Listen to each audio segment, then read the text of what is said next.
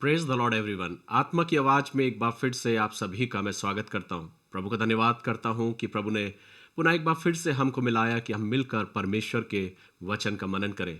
इसलिए आइए आप मेरे साथ निकाल सकते हैं भजन संहिता की पुस्तक, उसका 57वां अध्याय, चैप्टर 57। और आज हम इसी अध्याय की ओर अपने मनन को केंद्रित करेंगे। सो मेरे प्रियो, ये भजन उस समय दाऊद ने लिखा जब दाऊद शाऊल से भागकर एक गुफा में जाकर छुप गया। और गुफा में छुपकर दाऊद परमेश्वर से गुहार करता और प्रभु से प्रार्थना करता। हम लगातार मनन करते आ रहे हैं कि दाऊद हर एक विपरीत परिस्थितियों में अपने प्रभु को पुकारता है।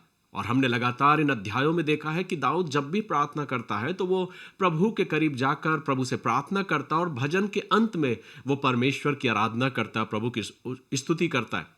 मेरे प्रियो, इस भजन के द्वारा आज हम क्या सीखते हैं? ये भजन मुझको और आपको ये सिखाता है कि जिंदगी में हालात चाहे कितने भी कठिन क्यों ना हो, चाहे अवसर परिस्थितियां कितनी भी विपरीत क्यों ना हो जाएं, हम इंसानों की अपेक्षाएं कहीं और अपने आप को शरण ले जाने की अपेक्षा हमें अपने जीवन में परमेश्वर की शरण में, प्रभु की निकटता में जाना चाहिए। क्या कुछ ये भजन मुझको और आपको सिखाता है? आइए इस भजन के द्वारा सीखने का हम प्रयास करें।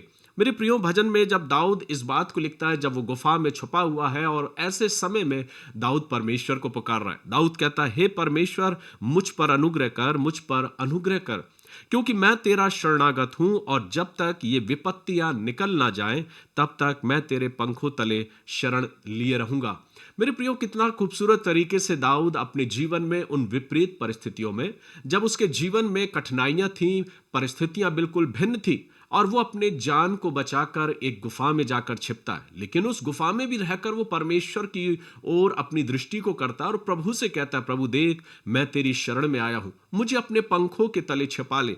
आगे लिखा है, जब वो वचन जब हम पढ़ते हैं तो वचन में दाऊद कहता है, और जब तक ये विपत्तियां निकल ना जाएं तब तक मैं तेरे पंखों तले शरण लिए रहूंगा। मेरे प्रियो, दाऊद जानता है कि परमेश्वर एक ऐसा शरण स्थान है कि जब हम उसकी शरण में जाते हैं तो हम हर प्रकार के हालातों से प्रभु हमारी हिफाजत करता और हमको अपनी सुरक्षा प्रदान करता है। आगे दाऊद जब इस भजन को लिखते हैं तो कहते हैं, मैं परम प्रधान परमेश्वर को पुकारूंगा और परमेश्वर को जो मेरे लिए सब कुछ सिद्ध करता है, परमेश्वर स्वर्ग से भेजकर मुझे बचा लेगा और मेरा निगलने वाला निंदा कर रहा हो। मेरे प्रियो, दाऊद अपने विश्वास को व्यक्त करता है और दाऊद इस बात को कहता है कि मेरे जीवन में बेशक हालात बिल्कुल भिन्न है, लेकिन मैं जानता हूं कि मेरा बचाने वाला, मेरा परमेश्वर आज भी मुझे बचाने के लिए तैयार है।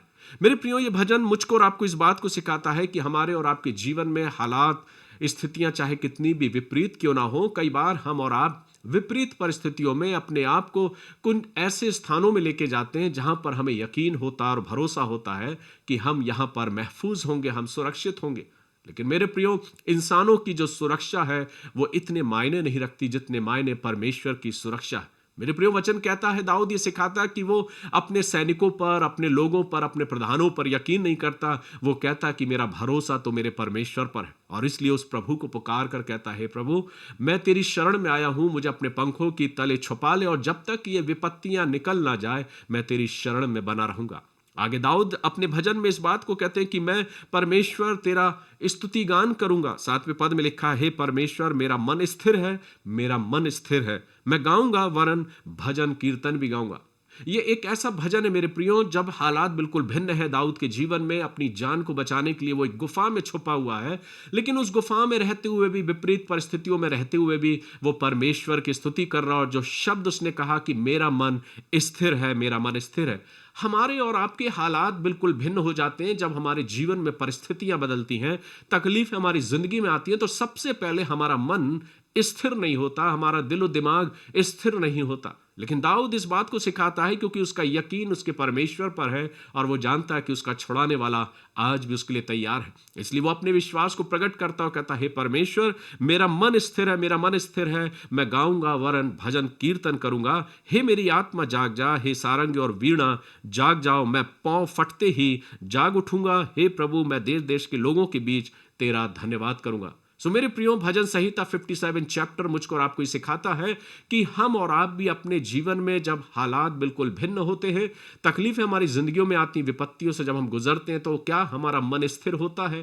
क्या हम परमेश्वर की आराधना ऐसे समों में करते हैं, या हम कहीं और अपनी सुरक्षा को ढूंढना चाहते हैं और अपने ध्यान को इंसानों की तरफ लगाते हैं? लेकिन मेरे प्रियो, दाऊद अपने इस भजन के द्वारा मुझे सिखाता है और कहता है कि मेरा भरोसा तो मेरा परमेश्वर है। आज इस वचन के द्वारा मैं आपको इन बातों को सिखाना चाहता हूं कि आज आप चाहे कैसी भी परिस्थितियों से क्यों ना गुजर रहे हो, चाहे कैसी भी स्थितियां हमारे और आपकी जिंदगियों में क्यों ना हो, हमें एक काम करना, और वो ये है कि हम अपने प्रभु के पास जाएं और उसकी शरण में जाकर उससे कहें, प्रभु मुझे अपने पंखों के तले छुपा ले और मुझे अपनी सुरक्षा प्रदान कर। वो प्रभु आज भी मुझे और आपको अपनी सुरक्षा देने के लिए तैयार है। बेशक कि क्या हम अपने मन के साथ, विश्वास के साथ उस प्रभु के करीब जाते हैं या नहीं। मेरे प्रियो, प्रभु आज इस वचन के द्वारा आप सभी को आशीष दे और ऐसा अवसर दे कि हम भी अपने जीवन में परिस्थितियों को नहीं, हालातों को नहीं, पर हम अपने मन को बदलने वाले हो सके और हम प्रभु के पास जाकर कहें, प्रभु मेरा मन बदला है और मैं तेरे करीब आया हूं, क्योंकि मेरा भरोसा तुझ में है। क्योंकि जब मैं तुझ पर यकीन करता हूं, तेरे करीब आता हूं, तेरी शरण में आता हूं, तो हालात अपने आप बदल जाते हैं और इस विश्वास के साथ मैं तेरे करीब आया हूं। मेरे प्रियो, मैं प्रार्थना करता हूं कि प्रभु आज इस वचन के द्वारा आप सभी को अपनी आशीष प्रदान करे और परमेश्वर की आत्मा मेरी और आपकी निगाहों को खोले कि हम परमेश्वर के वचन को समझने वाले हो सके। ईश्वर पिता आप सभी को आशीष दे, आज का दिन आपकी जिंदगियों में और उत्तम और आशीष लेकर आने पाए, यही मेरी प्रार्थना है। God bless you. प्रभु आप सभी को आशीष दे। जय मसीह की।